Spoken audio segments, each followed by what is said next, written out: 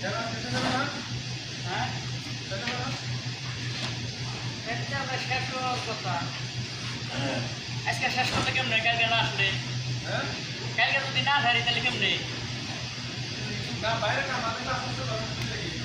চিনতে ভাগ করো না তো চিনতে ভাগ করো না আলাদা আলাদাই আছে বইয়ের বাইরে কাজ না থাকলে